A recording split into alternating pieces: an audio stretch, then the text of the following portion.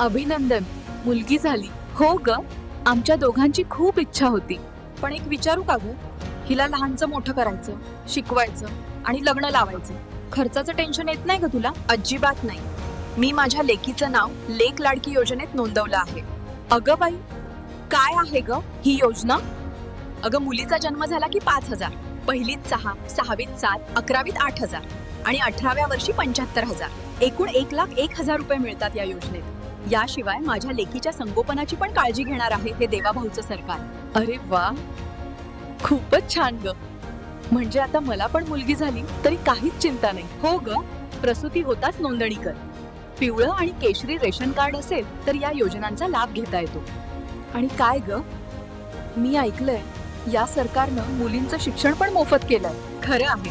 कौटुंबिक उत्पन्न 8 लाखांपर्यंत असेल तर आपल्या मुलींचं कॉलेजचं शिक्षण पण मोफत होणार आहे. आपल्या देवाभाऊंना त्यांच्या लाडक्या बहिणीबरोबरच भाचीची सुद्धा काळजी आहे ग.